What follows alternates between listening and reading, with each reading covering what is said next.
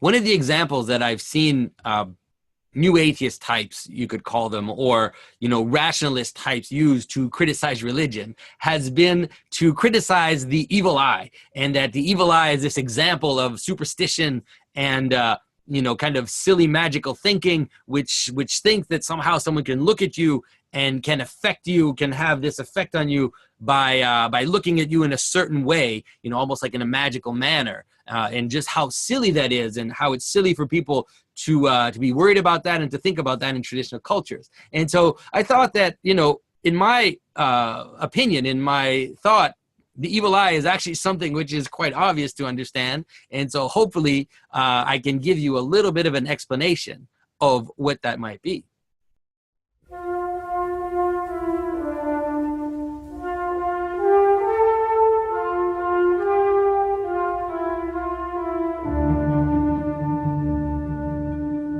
This is Jonathan Pageau. Welcome to the Symbolic World.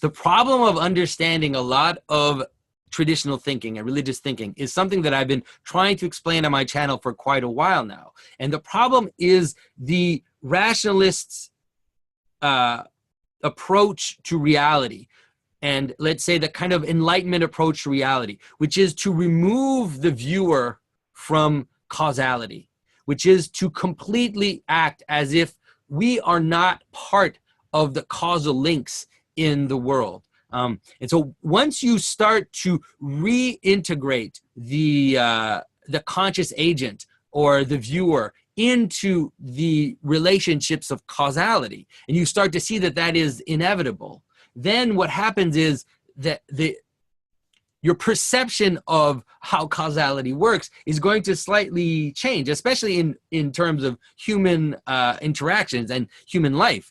And so when you hear someone who, to me, it's almost a surprise to hear someone talk about how silly it is to think that someone can destroy you by looking at you in a certain manner, that someone could cause misfortune in your life by looking at you in a certain manner. I often think that people who can't see that that's possible are people who maybe don't live in communities, people who don't have families maybe, because in a world where everybody is connected, and I can understand because we do live in a world where communities are falling apart, where we live in these anonymous suburbs, in these anonymous cities, but in a world where people are linked together, where everybody knows each other and everybody talks about each other, then the notion that you can destroy someone by looking at them in a certain manner all of a sudden starts to take on a little bit more meaning. And so what I'm going to try to do is I'm going to try to give you analogies to maybe help you understand how something like the evil eye can work. Now, it is difficult for us to completely understand because we do live in a world that is materialistic, in a world that is disconnected, and communities that are disconnected. But hopefully this will help you to kind of get a glimpse of what something like the evil eye could be, and how the mechanisms of causality could function in such a trope, let's say, such a social trope, let's say. Now, the most simple example is to look in your own life and to notice those moments where the manner in which someone looked at you does, in fact, bring you at least small misfortune. Now, a good example is, I'm sure everybody has experienced the going into a store and going up to a clerk or to someone who's working there, and the person looking at you with just utter contempt and giving you that look like you are absolutely nothing. Now, for some people, not for everybody, but for some people, that can seriously affect them. And it can affect them for hours on end. It can affect them for a whole day. It could affect them for it could cause us a mental obsession, which makes you think about that person and think about what they did to you, the way they looked at you. Now, bring that now closer within your circle. Imagine someone you love. Imagine your spouse. Imagine your parents look at you in a certain manner, you know, and look at you with contempt.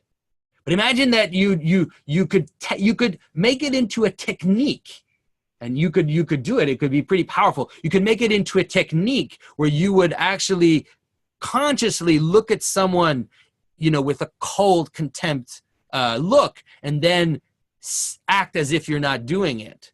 Now, that would be even more powerful. You could have an even more effect on someone if you did that. You look at them with contempt, and then you say something, oh, no, everything's fine. No, I love you. You know, and then you can utterly start to destroy someone. Now, this is the problem.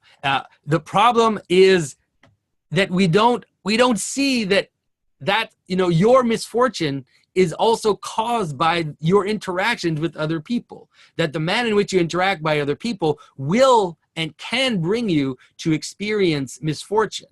And living in a relationship, let's say, with someone who would do that to you, who would look at you in a certain way, who would pretend that they're not doing it, who would act as if, you know, they would say they love you, but look at you with utter contempt constantly. That could make you sick.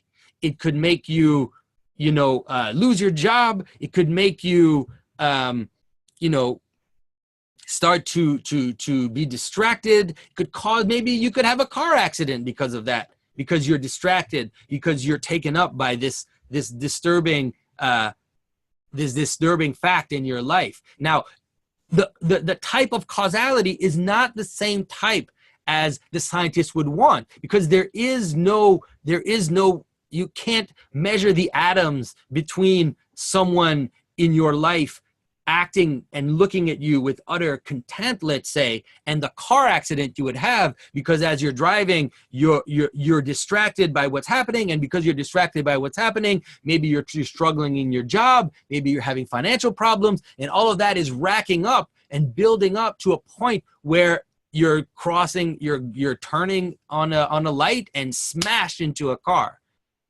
But there is a causality between all of those things. It's just not the same type of causality.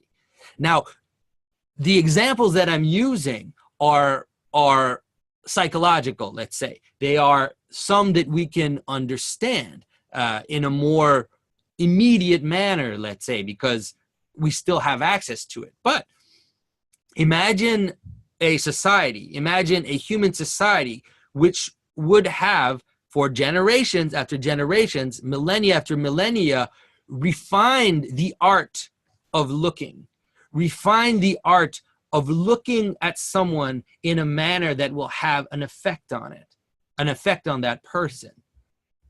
Now, to say that that's impossible is to me is just crazy, because it not only is it possible, we have these types of sciences in other aspects. For example, you can imagine someone like Marilyn Monroe, who has completely mastered the art of seduction, who has completely mastered the art of looking at a man in a certain manner in order to attract that man's attention, in order to get into that person's head and affect them. And you'll find people, con artists, who will be able, by the way they look at you, by the way they interact with you in very, very subtle terms, will be able to gain your trust in order to then go in and destroy your life. Now, we can see that, let's say, in terms of seduction, we understand it because we see people who do it. We see people in movies. We see people, we have stories of men who are able to seduce many women just with very, very subtle techniques. They don't actually care about those people. They only see it almost as a game that they're playing in order to have power and to have effect on others. Now, imagine the same thing happening in a culture, but in a negative way. That is, that someone could master the art of affecting people negatively with a look, with a manner in which they look at you. And they know that if they do it in a certain manner, not only will it affect you, but then other people will notice that you are doing that to them. and then and then it'll create a chain of causality around you in your community, which will slowly bring you down, and which could destroy your life, one way or the other. And so let's and the problem is that it's very difficult to describe these scientifically. Some of these techniques are very, very subtle. They're extremely difficult to quantify. A good way to understand that is to understand, for example, hypnotism, the capacity someone can have to hypnotize someone else. Now, if you just read a article on how to hypnotize someone, and then you try to hypnotize them, you probably will not be able to do it. You would have to have learned from someone who is capable of doing it, and you would pick up these subtle signs, these subtle manners of acting. Just like, for example, it's probably very difficult to learn to sell something just by reading a book on how to sell, but being in contact with someone who's a very good salesman will help you pick up these very, very subtle cues that will make you into a good salesman, or will make you into a good hypnotist. And so in the same manner, such a skill as, the capacity to affect someone with a look, it's not difficult to imagine that could appear in a culture and become a prominent aspect of a culture, and that it wouldn't have an effect, especially, like I said, in a culture that is tightly knitted and the connections between everybody are real. Now, people will say, yeah, but you're just making it psychological, and you're just, you're trying to explain away the magical aspect of it. But the problem is that people, I think most people don't understand what magic is, or how magic was perceived in traditional cultures. We have a kind of weird materialist vision of what magical skills, or what that would have been in traditional cultures. In traditional cultures, it was for example, in the Middle Ages, magic was not seen as necessarily something which was evil or occult or whatever. It was just seen as a manner in which to interact with reality, a manner in which to affect reality. And if it was bad because you could use that skill, like you could use seduction, like you could use the capacity to hypnotize someone. You could use that skill to cause damage. And so that was the problem with the way that magic was. Like, it was bad magic, which was a problem. Using subtle skills, subtle human capacity to affect the world in a negative way. Now, one of the things then that I need to explain, for example, is the protection talisman. And so people who try to ward off the evil eye and will wear a talisman to ward them off. And you'll say, well, that's just silly. Why would wearing if what you're saying, the evil eye, is what you're saying it is, then why would wearing a talisman of the evil eye ward off that type of interaction? And the answer is, I can give you the answer by explaining it this way. You want someone to do well at an interview, and you want them to succeed. What do you tell them? You say, wear a suit, wear a tie, dress up, wear something that's going to make you sit straight, right? And then you'll have a better chance of getting the job. And you think, well, what does that have to do with anything? What if the job has nothing to do with the way you dress or the way you comport yourself? What if your job is sitting in an office typing on a computer? Why would you wear a suit? There's no material causality between you wearing a suit for an interview and you getting the job. But see, once again, there's this ignorance. If you wear a suit, you will be conscious that you are wearing the suit. You will be aware of how you are dressed, facing the person in front of you. It is creating that awareness of your presentation to the other, which is what will make you more conscious of how you present yourself, more conscious of how you speak, more conscious of how the person is responding to you. Now, the notion of wearing a talisman is the same thing. That is, if you wear a talisman against the evil eye, it is because you are conscious of the evil eye. That is, you are making yourself aware that this is possible. And you're also making yourself aware that you do not want to be influenced in that manner. But you're not just signaling it to yourself. If you wear a pendant with a talisman, for example, you're also signaling it to everybody around you. Maybe to the person who wants to destroy you, but then also to the people around you, which are part of that network of connections. And so that signaling is a signaling which will, to a certain extent, block the capacity that the person has to affect you. Because you're making yourself and you're making other people aware that this dynamic is going on, and I do not want it to affect me. And so the type of causality is a different type of causality. And the problem is that it is also not, because it's not quantifiable. You could wear a talisman to protect yourself from the evil eye, and then it could not work. That's totally possible. Just like you could wear a suit to go to an interview to help yourself present yourself better and to be more straight. But then you could overcome that, and your slobby self and your kind of chaotic, incapacity to present yourself is going to be stronger than your talisman that you're wearing in that interview. But it doesn't mean that it doesn't help and that it's not part of the structure.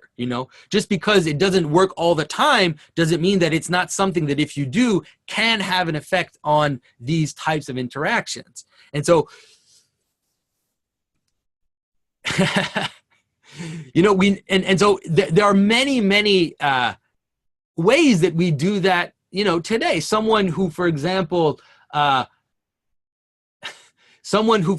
doesn't want to, who doesn't want to watch porn on their computer, who doesn't want to drink, who doesn't want to who doesn't want to do certain things, you can, and it can help you to have signs, signifiers that you wear on yourself, something to remind you, something that acts as a little barrier towards that behavior that you want to stop. You can have all kinds of little things that you can do to kind of help you. Are those things impervious? No, of course not. They're not. But can they help? Yes, they can. And it's really that type of understanding that you can see. I'll give you a very good example that I went through myself. I kind of come from a punk rock teenage existence, and you can see I kind of have long hair. Sometimes I have it even longer. It's tied because I know I don't work for anybody. I work for myself, and I have a beard and everything. And for a very long time, I love to wear linen when I'm traveling because it's very comfortable. You don't need a belt. You can wear linen pants without a belt. You can wear a linen shirt. It's very nice and comfortable. And so one day I went on an airplane, and I had long hair. I had pulled it in a ponytail, and I was wearing all linen clothing. And I went up to the security, and the security guard pulled me aside, and I was like, "What's going on?" And then I heard him on his walkie-talkie. He said, "I've got a Rambler." And I was like, "What? A Rambler? What the heck is that?" And so they came and they searched my bag and they made me touch this little thing. And then it's like I realized that what they thought is that I probably have drugs, that I probably have, and someone, because of the way I'm dressed, because I'm wearing linen, because I have long hair, because I have a beard, all of that together makes it look, like I'm a patchouli wearing hippie that probably has drugs in their bag. And so the manner in which I dress, the type of things that I was wearing, had a causality in my life. It was affecting my life. And you know that to be true. You tell someone, you see someone who has neck tattoos or he has facial tattoos, and you think that is going to seriously affect your existence in the negative sense. But the same thing can be in the positive sense. For example, Coptic Christians would tattoo a cross on their arm. And you would think, okay, so why would they do that? Well, there are plenty of reasons why they would do that. You could, and if you ask them, they might say something like, it is a protection. I put the cross on my hand to protect me. And you'll say, oh, that's just, he's just superstitious. Of course it's just superstition. That why would putting a cross on your hand protect you? Why would doing the sign of the cross protect you?